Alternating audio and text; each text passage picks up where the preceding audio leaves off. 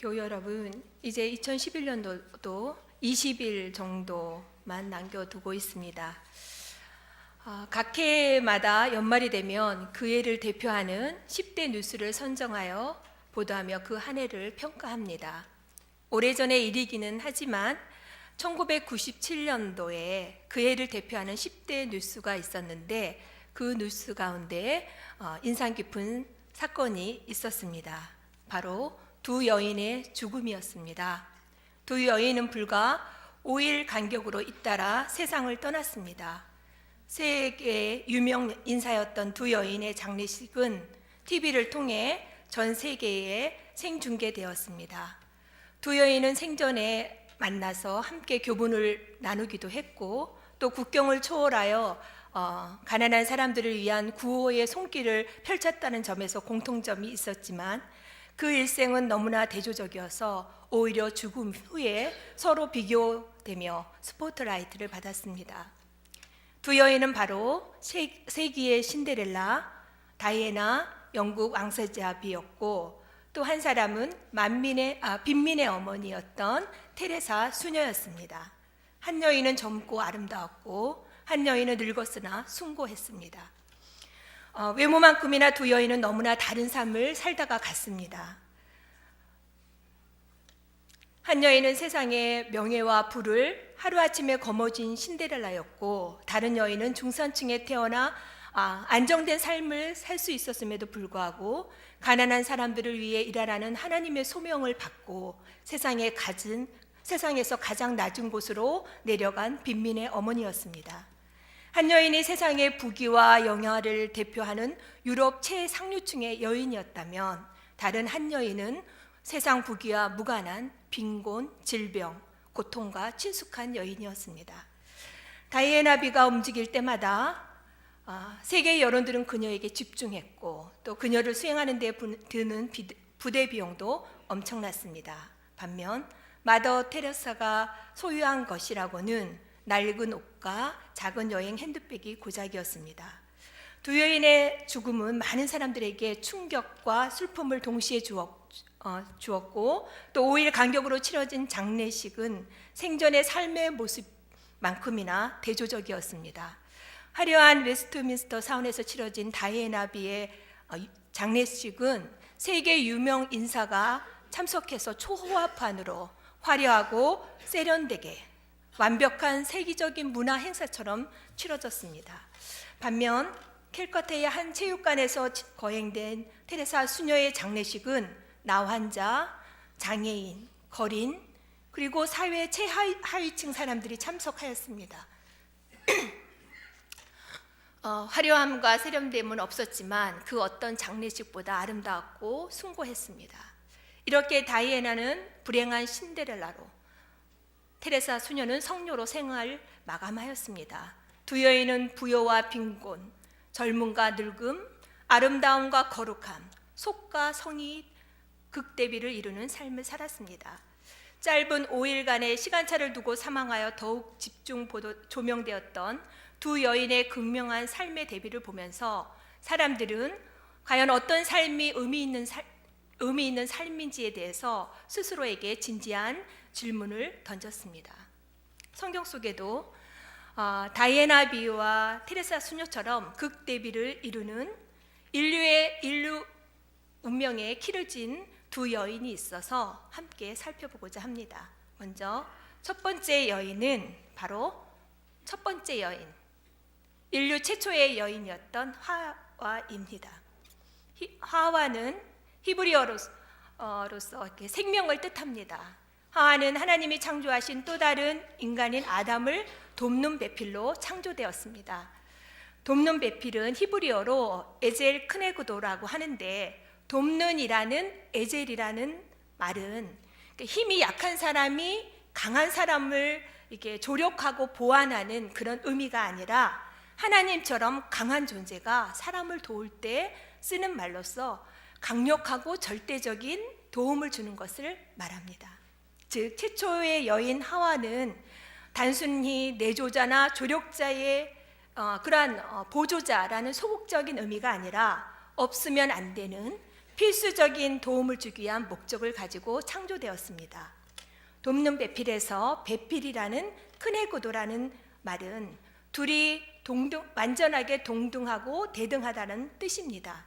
즉 여자와 남자의 관계는 마치 수레의 바퀴와 같아서 서로 짝을 이뤄야 하는 관계로 돕는 배필은 우월이나 종소 또 차등의 관계가 아닌 동등한 파트너십을 말합니다. 여러분 아시죠? 인류 역사에서 가장 행복했던 여인이 누구인지 모르세요? 인류 역사에서 가장 행복했던 여인은 누구일까요?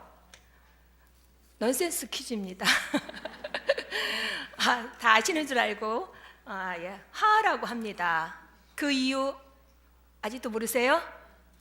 기억나십니까? 바로 시어머니가 없었기 때문에 그렇다는 그런 근거 없는 얘기가 저는 여러분들이 다 아실 줄 알고 확인차 여쭤봤습니다. 그런데 우스갯소리로 인류 역사에서 가장 행복했던 여인이었던 이 여인에 의해서 인류의 가장 비극적인 사건이 일어납니다. 아담은 아담과 하와를 창조하시고 에덴에서 함께 살게 하셨습니다. 그리고 선악을 알게 하는 열매를 따먹지 못하게 명령하심으로 자유의지를 가진 인간의 자발적인 순종을 통해서 영광 받으시기를 원하셨습니다. 그런데 복의 중심에 서 있던 그런 부족함이 없는 이 여인이 사탄의 유혹에 빠져 금단의 열매를 따먹습니다. 이것은 단순히 열매를 먹고 안 먹고의 문제가 아니라 하나님과 같아지려는 교만이었고 또 말씀에 대한 불순종이었습니다. 창세기 3장 6절을 보면 하와가 죄를 짓게 되는 결정적인 성향을 보여줍니다. 여자가 그 나무를 본즉 먹음직도 하고 보암직도 하고 지혜롭게 할 만큼 탐스럽기도 한 나무인지라. 하와가 선악과를 바라볼 때 사용된 단어, 이 바라보다라는 말은 히브리어로 라라고 하는데, 그런데 이것은 자기 중심적으로 탐욕스럽게 바라보는 그러한 마음을 표현하고 있습니다. 탐욕의 시각으로 바라보던 하와는 선악과에 매료됩니다. 따먹지 말라는 말씀에 순종할 것인가? 아니면 눈에 보이는 대로 먹음직하고 보암직하고 또 탐스러운 열매를 따먹고 하나님과 같이 될 것인가? 선택의 기로에서 하와는 탐욕스러운 마음의 성향대로 또 자기 눈에 좋아 보이는 대로 쫓아갔습니다. 여러분, 성숙의 척도는 무엇일까요?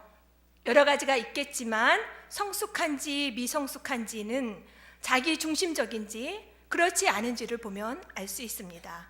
갓난아기 미성숙합니다. 그래서 자기 배만 고프면 엄마의 사정 상관하지 않고 울어댑니다.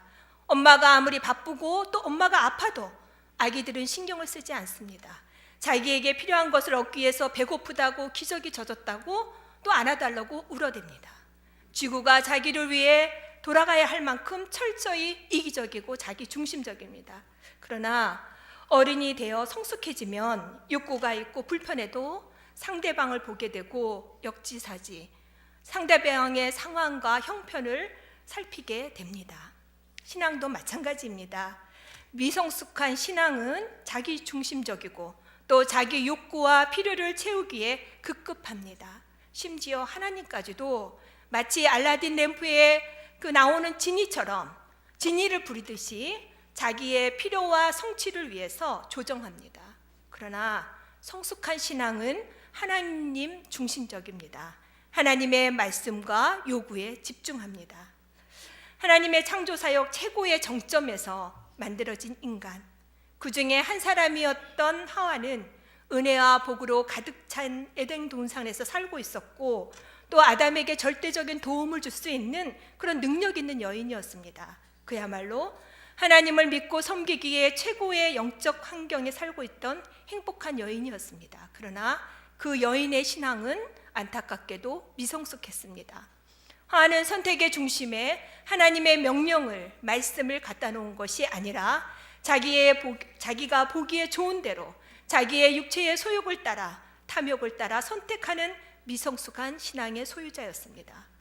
하와의 불순종은 단순히 개인적인 타락과 범죄, 불순종으로 그친 것이 아니라 전 인류에게 사망과 고통을 가져다준 죄의 기원이 됩니다.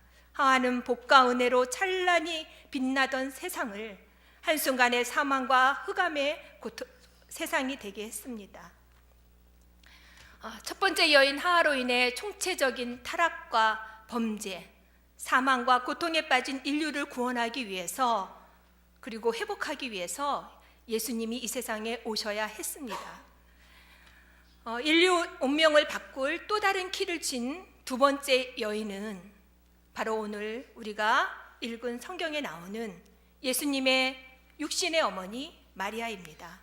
오늘 본문은 마리아가 가브리엘 천사로부터 예수님 잉태 소식을 듣는 수태고지의 장면입니다. 여기서 마리아는 요셉과 약혼한 처녀로 소개됩니다. 당시 유대에서는 12살만 되면 이렇게 약혼을 하고 약 1년 기간의 약혼 기간을 거쳐서 결혼을 했습니다. 당시의 결혼 풍속을 감안할 때 마리아는 사실 여인이라고 하기에는 어린 12~13살 정도의 소녀였습니다. 아직 결혼하지 않은 소녀에게 천사가 전해준 소식은 이해할 수 없는 내용이었습니다. 어떻게 여자가 처녀 상태에서 아기를 가질 수 있는가? 사실 이 부분은 기독교가 비기독교인들에게 말도 안 되는 것으로 공격받기도 하고 또 신화적인 부분으로 매도되는 부분입니다. 또 예수를 믿고자 마음먹고 초신자들이 처음 모처럼 성경을 읽다가 걸려 넘어지는 부분이기도 합니다. 어떻게 보면 설명하기 어렵고 또 불편한 진실입니다. 그야말로 이성을 뛰어넘어 믿음이 또 영성이 필요한 부분입니다. 어떤 서양 학자는 단연간 연구를 한 끝에 처녀가 남자 없이도 몇백만 분의 그 확률로 아이를 가질 수 있다라는 가능성을 발표하면서 이렇게 말했다고 합니다. 따라서 동정녀 마리아가 처녀의 몸으로 아기를 낳았다는 성경 말씀은 참이다. 그러나 여러분, 성경은 과학으로 증명해서 참이다, 아니다 말할 수 있는 그런 것이 아닙니다. 신앙은 과학을 무시하고 간과하는 것이 아니라 과학을 초월합니다. 과학적으로 증명이 안 돼도 믿어지는 것이 신앙입니다. 믿음은 숫자와 공식으로 이루어진 그런 수학적인 관계나 또는 과학적으로 검증된 결과를 보고 믿는 것이 아니라 하나님과의 인격적인 관계 맺음이고 신뢰입니다. 가브리엘 천사가 마리아에게 말합니다. 31절, 보라, 내가 잉태하여 아들을 낳으리니 그 이름을 예수라 하라. 이 말을 들은 마리아가 천사에게 묻습니다. 나는 남자를 알지 못하니 어찌 이 일이 있으리까? 마리아의 이 말 속에는 물리적으로 불가능하다, 즉 처녀가 혼자서 어떻게 아기를 낳을 수 있는가 강한 의문이 담겨져 있습니다. 그러나 마리아는 하나님의 말씀은 능하지 못함이 없다는 천사의 설명을 듣고 38절, 주의 여종이여니 말씀대로 내게 이루어지이다 순종합니다. 바로 이 순간 한 여인으로 인해 무너졌던 하나님 나라가 다시 회복되고 새 생명의 물꼬가 튀어지게 됩니다. 마리아의 순종은 죽음을 각오한 순종이었습니다. 잘 아시는 것처럼 당시 처녀가, 특히 약혼한 처녀가 다른 사람의 아기를 가졌을 때 그것이 드러나게 되면 율법에 의해 돌에 맞아 죽어야 했습니다. 마리아의 순종은 하나님이 하시고자 하는 일에 절대 믿음을 가지고 자신의 생명을 맡기는 행동이었습니다. 순종은 믿음의 바로미터입니다. 그렇다면 마리아가 생명을 걸고 하나님 말씀에 순종할 수 있었던 절대 믿음의 힘은 어디에서 나왔고 또 어떻게 가능했을까요? 그것은 마리아가 자기 자신을 하나님 앞에서 어떤 존재로 생각하는가, 즉 어떤 정체성을 갖고 있느냐에 따라 이렇게 달려 있습니다. 본문 38절에서 마리아가 자신을 가르쳐 말하기를 여종이라고 말하는데, 이 여종이라는 말은 원문에는 정확히 노예로 기록되어 있습니다. 즉 결코 주인의 뜻을 거스를 수 없는 하녀 거를 말합니다. 이것은 주인에게 예속되어 있고 자기 결정권이 없는 그러한 계집종의 모습이 연상됩니다. 마리아는 하나님 앞에 있는 자신을 주인이 가라 하면 가고 오라 하면 오는, 또 시키는 대로 하는 노예, 종으로 이해하고 있습니다. 우리가 하나님 앞에서 자신의 정체감을 형성할 때 두 가지가 적절하게 균형을 갖춰야 한다고 합니다. 바로 적절한 자기 긍정과 또 적절한 자기 부정입니다. 적절한 자기 긍정은 자기 자신을 하나님의 자녀로 또 은혜의 관점으로 바라보는 것입니다. 한 예로요, 가나안 입성을 앞두고 모세가 12명의 정탐꾼을 보냈을 때에 돌아와서 그 보고가 갈리게 됩니다. 그 10명의 정탐꾼의 보고와 결론은 정확했습니다. 그것은 좋은 땅이다. 그러나 우리는 이제 죽었다. 우리는 메뚜기다. 10명은 이렇게 보고했습니다. 그러나 여호수아와 갈렙은 10명의 정탐꾼이 냉철한 판단력으로 자기들을 메뚜기라고 통곡할 때에 가나안의 거대 족속은 우리의 밥이다 라고 말했습니다. 이것은 가대망상이 아니라 하나님이 주시기로 약속하셨기 때문에 이길 수 있다는 신뢰이며 또 선택된 하나님의 백성의 관점에서 나온 자신감이었습니다. 반면 적절한 부정은, 자기 부정은 하나님 앞에서 자신을 낮추는 자세입니다. 전능하시고 거룩하신 하나님 앞에서 자신의 존재를 보는 것입니다. 베드로는 그물이 찢어지는 그러한 만선 앞에서 오히려 나는 죄인이로소이다, 나를 떠나소서라며 자신을 부정했습니다.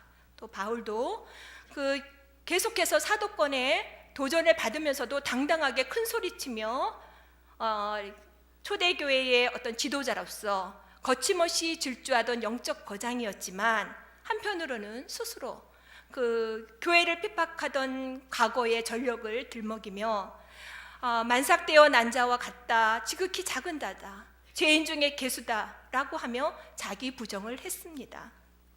본문 뒤에 나오는 오늘 오전 예배에 우리가 보았던 말씀, 누가복음 1장 46절에서 55절에 나오는 마리아의 창가를 볼 때, 마리아는 이게 보통 일반적으로 크리스마스 성극에서는 이렇게 순진한 시골 처녀로 묘사되기도 하고, 또 어떤 영화에서는 이렇게 철부지, 철없는 그런 처녀로 이렇게 연출되어지는 그런 처녀가 아닙니다.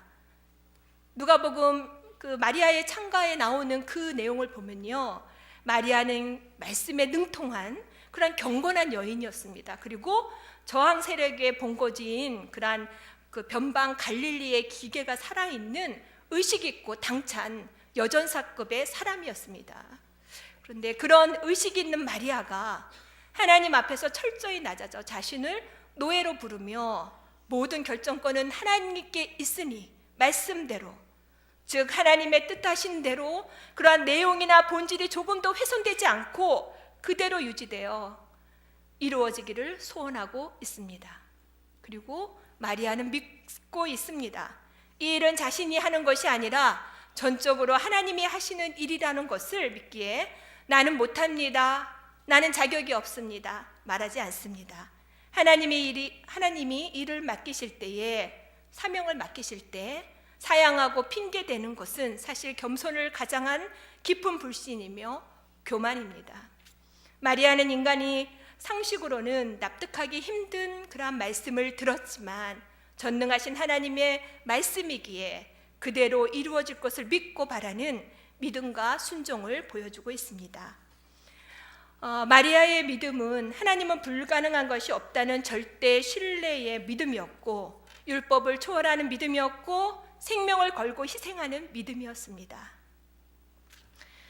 마리아의 순종이, 희생이 없었다면 예수님이 어떻게 우리에게 오실 수 있었을까요? 희생이 없는 시대, 희생이 없는 기독교, 희생이 상실된 교회에서 마리아의 순종은 생명을, 그리고 희생을 담보로 한 것이기에 더 고귀하게 느껴집니다. 하와와 마리아, 이 두 여인은 하나님의 특별한 은혜를 받은 여인들이었습니다. 그러나 두 여인의 분기점은 순종과 불순종에 있었습니다. 하와의 불순종의 결과로 세상에 죄와 죽음이 들어오지만 마리아의 순종으로 세상에는 구원의 길이 열립니다. 그리스도 예수님이 오셨고 죄의 문제가 해결되었습니다. 하와와 마리아 두 여인은 주님의 말씀 앞에서 죽었습니다. 하와는 육체의 소욕을 따르는 불순종으로 영적 죽음에 이르렀고 마리아는 순종함으로 율법적으로 사회적으로 죽었습니다. 우리가 전에 많이 읽었던 나다나엘 호돈이 쓴 주홍글씨라는 그 소설을 보면 여주인공이 이게 간음을 뜻하는 영어 대문자 A라는 글자를 가슴에 달고 17세기의 엄격한 청교도 문화권에서 이렇게 살았으나 죽은 자로 그림자처럼 철저히 사회적으로 매장되어 사는 그 내용을 우리가 아는데요. 마리아도 이러한 엄격한 율법 사회에서 자신을 죽음 속에 밀어넣으며 순종했습니다. 요셉의 믿음과 배려가 없었다면 돌에 맞아 죽어야 했습니다. 그러나 두 여인의 죽음의 결과는 판이하게 달랐습니다. 하와의 죽음은 전 인류에게 사망의 그림자를 드리우게 했지만 마리아의 죽음은 인류에게 깊게 드려진 그 죽음의 그림자, 사망의 권세를 걷어내고 죄의 문제를 해결하는 단초가 되었습니다. 하와의 시대는 하나님의 은혜와 창조적 능력이 온 세상을 덮고 있었고 또 하와가 살고 있던 에덴은 영적으로 물리적으로 완벽한 파라다이스, 지상 낙원이었습니다. 신앙생활을 하기에 너무나 좋은 조건과 환경을 갖고 있었습니다. 그러나 마리아의 시대는 영적으로는 400년 동안 하나님의 음성이 들리지 않는 하나님이 침묵하시는 신구약 중간기 암흑기였고 또 국가적으로는 식민지였으며 경제적으로는 극심한 인플레로 식물 경제는 오늘날 못지않게 심각했습니다. 뿐만 아니라 종교적 타락과 정치적인 부패가 극에 달았던 그야말로 총체적으로 암울한 시대였습니다. 하와는 창조 때에 하나님의 형상을 온전하게 유지하고 있었지만 마리아는 하와의 불순종으로 인해 하나님의 형상이 파괴되고 왜곡된 죄인이었습니다. 최악의 조건이었습니다. 그럼에도 하와는 실패했고 마리아는 승리했습니다. 이 부분에서 우리에게도 희망이 있습니다. 우리가 처해 있는 환경과 시대는 소돔과 고모라 같고 또 바벨탑처럼 높아진 세상 문화의 그러한 그늘이 깊게 들여져 있어서 불순종은 쉽지만 순종은 쉽지 않고 죄짓기는 쉽지만 선을 행하기는 어렵습니다. 유혹을 받기는 쉽지만 절제하기 어려운 세상입니다. 그러나 마리아는 하와와 같은 자기 중심적인 미성숙한 신앙을 또 불순종을 죄의 경향성을 극복할 수 있는 모델이 됩니다. 미국 스탠퍼드 대학의 교수로서 이렇게 안정된 삶을 버리고 중국 선교사로 사역하는 최하진 선교사님이 계십니다. 그 선교사님이 자신의 책 반응에서 하나님의 말씀에 역반응하지 말고 긍정적으로 반응하라고 역설하면서 하나님께서 말씀하실 때 사람들이 반응하는 그 3가지 유형을 소개합니다. 첫 번째 유형은 긍정적인 반응, yes, 네 하고 반응하는 것이고, 두 번째 유형은 회색적이고 회의적으로 why me? 왜 접니까? 이렇게 반응합니다. 그리고 세 번째 유형은 부정과 거절의 반응, no, 아니요 라고 합니다. 하나는 하나님 말씀과 명령 앞에서 부정과 거절로 반응하였고 마리아는 절대 긍정으로 반응했습니다. 이 반응이라는 책에는 말씀 순종은 선택이 아니다 라고 하면서 이런 내용도 소개합니다. 만약에 노아가 방주를 만들라는 하나님의 뚱딴지 같은 말씀에 믿음으로 순종하며 반응하는 대신에 하나님이 이런 말도 안 되는 명령을 하실 리 없어 라고 반응했다면 우리는 지금 어디에 있을까? 만약에 예수님이 승천하시면서 다른 데 가지 말고 성령님을 기다리라고 하셨을 때 12 제자를 비롯한 120명이 뿔뿔이 흩어져 생업전선에 다시 뛰어드는 반응을 보였다면 어떻게 되었을까? 만약 언더우드가 한국에 선교사로 가려는 사람이 아무도 없다는 주님의 음성을 무시하고 애초에 계획했던 대로 인도에 갔다면 한국의 기독교는 어떻게 되었을까? 중간 생략하고요. 주님 앞에서 우리가 하지 말아야 할 말이 있다. 그것은 안 돼요. 나는 못합니다. 이다. 반면 주님이 말씀하실 때 나에게 일을 맡기시려고 할 때 언제나 해야 하는 말이 있다. 알겠습니다. 분부대로 하겠습니다. 저는 능력이 없지만 하나님은 전능하십니다. 천사의 말을 듣고 마리아가 안 돼요. 이런 일은 절대로 일어날 수가 없어요. 왜 하필 접니까? 나도 내 인생, 내 꿈이 있습니다. 저는 그저 평범하게 살고 싶습니다. 라고 하며 순종하지 않았다면 어떻게 되었을까요? 사실 그동안 기독교는 마리아에 대해서 많은 오해와 실수를 했습니다. 천주교는 마리아를 너무 높여 가대포장하고 신격화하여 숭배해버리는 그런 신학적인 오류를 범했고, 개신교는 마리아를 숭배하는 카톨릭을 견제하다 보니까 너무 마리아를 무시하고 또 그녀의 희생과 순종을 외면하거나 가소평가했습니다. 대강절은 마리아의 믿음이 그리고 고귀한 희생이 순종이 빛나는 신앙의 계절입니다. 대강절은 탐욕과 불순종, 자기 중심적으로 얼룩진 하와의 길을 가는 것이 아니라 절대 순종 마리아의 길을 가는 것입니다. 그 길은 좁지만 진리의 길이고 생명의 길이고 복된 길입니다. 대강절이 없으면 성탄절도 없습니다. 마리아의 순종으로 우리에게 대강절이 주어졌습니다. 우리는 이 시간을 구주 예수님을 만나는 설레는 그러한 기다림으로 채워가고 있습니다. 교우 여러분, 성탄하실 주님과의 만남을 고대하는 이 운총의 시간에 한 여인의 고귀한 희생과 순종을 기억하며 본받아 하나님의 역사의 선한 도구로 사용되는 저와 여러분 되기를 바랍니다. 기도하겠습니다. 존귀하신 하나님, 죄와 사망의 권세 아래에 있는 우리를 구원하시기 위해 독생자를 보내주시니 감사합니다. 주님의 사랑과 은혜가 이 땅에 구현되도록 생명과 율법과 상식을 뛰어넘어 희생하며 순종한 마리아처럼 우리도 주님께서 말씀하실 때 부정하거나 거절하지 않고 절대 믿음으로 순종하는 주님의 종들 되게 하여 주옵소서. 대강절, 주님을 기다리는 행복한 설레임의 시간입니다. 우리 모두 순종과 희생을 배우고 익혀 믿음의 진보를 이루게 도와 주옵소서. 우리를 위해 이 세상에 오신 임마누엘 예수 그리스도의 이름으로 기도합니다. 아멘.